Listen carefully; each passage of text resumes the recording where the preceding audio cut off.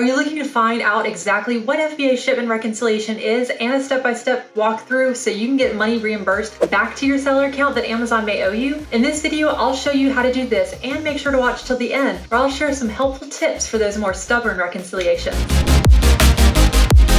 Hi, I'm Becky with ClickFluency, and today I'm going to walk you through the entire process of FBA shipment reconciliation. Every brand needs to understand how this works in order to stay on top of recovering money for inventory that may get lost or even damaged when you ship products into Amazon's warehouses. So let me start off by discussing what is FBA shipment reconciliation. Well, an FBA, Fulfillment by Amazon shipment reconciliation, is when you're going to verify the accuracy of the inventory that you shipped into Amazon's fulfillment centers. When you send in products to Amazon for fulfillment, you're going to create that shipment plan, and you're going to be sending an inventory to Amazon's fulfillment centers. When you send products to Amazon for fulfillment, you create shipment plans, and then you send that inventory to their fulfillment centers. Amazon then will handle the storage, the packing, and the shipping of those products to customers. Now, shipment reconciliation is important because it helps ensure you that the inventory that you're sending into Amazon matches what Amazon has received and they're currently storing at their warehouses. Now, this process is going to involve really comparing the quantities of what you're sending in through a shipment with what Amazon says that they've received. You can be reimbursed for lost inventory, but also damaged if it gets damaged at Amazon's warehouse. Unfortunately, that doesn't include units that might be damaged from customers for returns. Now, also, if Amazon ends up finding your lost inventory in the future, they may be able to reverse that reimbursement credit that you initially will get. Now, reimbursements are one type of way to make sure that you're paid for Amazon sent in inventory that's lost or damaged by them, but there's also another type of reimbursement, and I'm not going to cover that in this video, but I do want to make you aware of it because it's kind of confusing sometimes, and that's going to be reimbursements on products that customers are returning when they don't send in product back to Amazon's warehouse. That's called a reimbursement. In this video, like I said, I'm going to be touching on FBA shipment reconciliation specifically. So comment below if you'd like to see a walkthrough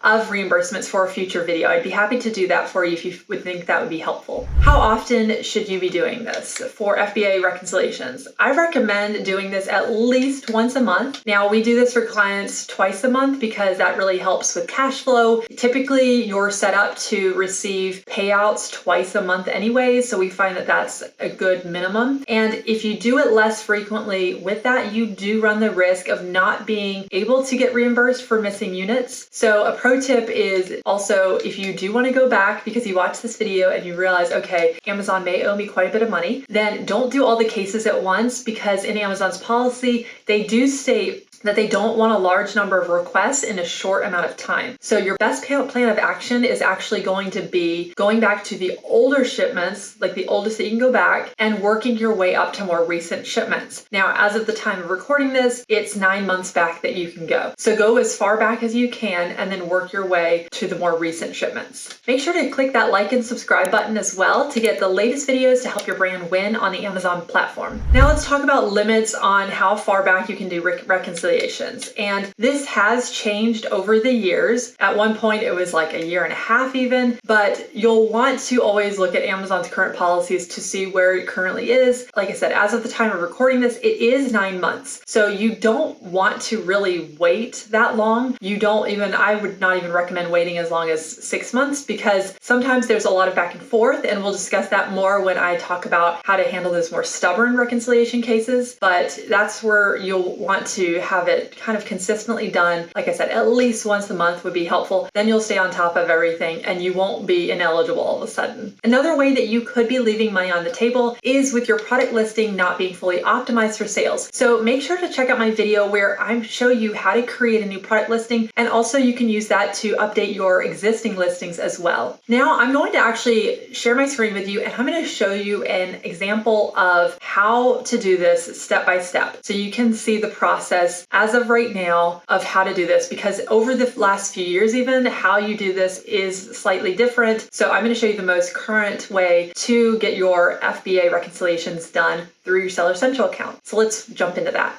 Okay, so I'm going to walk you through how to do the FBA shipment reconciliation. You'll want to go to your menu bar here, then choose inventory, then go to shipments. Now, when you get to this page here, this is where you're going to be able to see the shipment names, but you're really going to also look at that column of status and units expected. So for the status column, just skip over any that say working or receiving. Those are ones that are not even ready yet to be reconciled because Amazon hasn't fully received everything. The ones that you're going to want to pay attention to are the closed status ones. The number on top is units expected. The number on bottom is the units located. So if you see that they're the same, that means everything was received properly. However, in this example, I can see there's one here where the units expected, 805, were more than the units sent or received, which is 798. So this is a good example of one that I would want to look into. So I'm going to click on the shipment name in blue. It's going to take me to a new page here. Now, from this page, I want to go to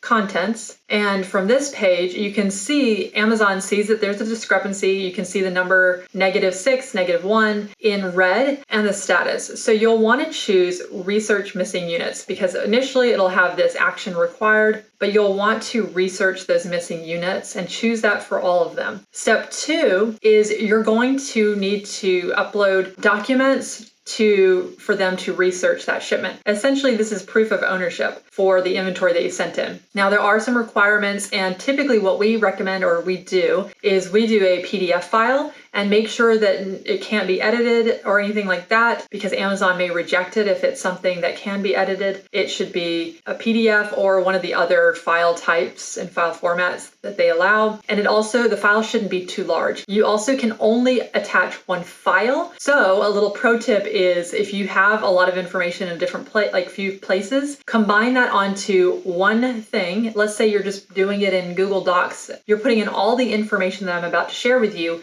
and then you can save it as a PDF as one file. You don't want to have two different files because it won't even let you do more than one file. And then you'll be choosing your file by clicking on choose file, and then you'll upload it. Now, a few things about the file that you choose. Like I said, the PDF format we found is what we prefer more than anything. And you're going to have specific information on there. One thing we like is kind of having a template for this. It makes it a lot easier because it's going to be an ongoing issue with Amazon may actually not receive all the inventory or they may damage something, things like that. So one of the first things we would have on this PDF is going to be like your letterhead. So your company name with your business address, contact number, email type thing, something that looks very official at the top. Now, the next section underneath that letterhead section, you're going to want to have the SKU, the UPC is really helpful to have on that document as well, the product name, and then how many units were sent in. Now, a mistake that we've seen happen and something that Amazon may reject yours, and this may lead to a more stubborn case, is if you don't include all the products that you sent in. Let's say you sent in 3 different products, but only 2 of them had issues. Well, you need to have all 3 listed out on that document. Something else you're going to want on that document is the FBA shipment. So you can scroll up here and you can see the ID, that FBA, and then the numbers and letters. You're going to put that ID on that form as well. You're also going to be putting a date on this official form as well, which is going to kind of look like an invoice is typically what we do. And that date should be before you actually created the shipment on Amazon because it needs to not be after, because then it would look like that's not even the right document and Amazon would most likely reject it. So having the date on there is important as well. Something else that you're going to want to do, I already mentioned the product name and any kind of number of units. You're going to really want to make sure to emphasize those where there are issues. Okay, so proof of inventory ownership, there's a few different things you can add. One of them is going to be like that invoice. It should be an original invoice that is, like I said, has that shipment date before it was actually sent to Amazon. And you're going to have all the information that I informed you about, like the shipment ID, meaning the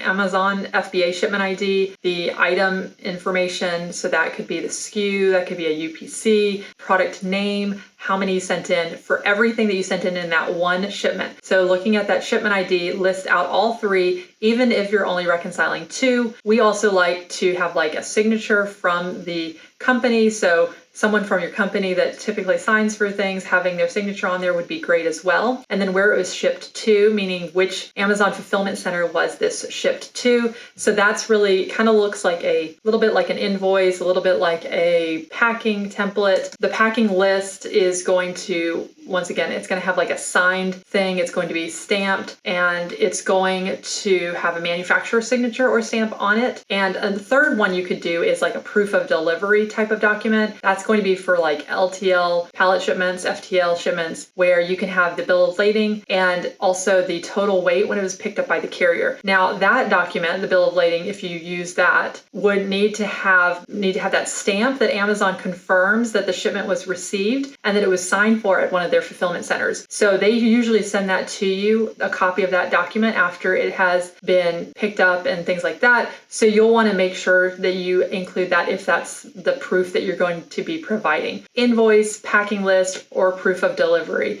if it's an LTL or an FTL shipment. So one of those three will really work. And a few other tips too. You don't need to put the pricing. So if you do have your cost of goods sold on there, because maybe it is from like an invoice from your supplier or your manufacturer, you can blur out the pricing information. That is not crucial to getting the money back into your account, because Amazon is going to reimburse you, like I've said, on how much as if you sold it. Now, just to give you a quick idea of how much this can really add up, is we have seen that it can add up to, in the last 30 days for one client, we were able to get over $4,100 back into their account reimbursed. And they are doing higher volume. So if you're not doing high volume, if you're not seeing a lot of shipments with big issues, then you may only get $12 or $50, a lower amount, but every little bit counts. And that's something that Amazon doesn't always find those and initiate those. And if it goes beyond that 9 months, then you actually end up missing out on that money, and you're no longer even able to research it and make it eligible. So for just that one client, for instance, over the last year and a half, it's been over $19,000 of inventory that Amazon has either lost or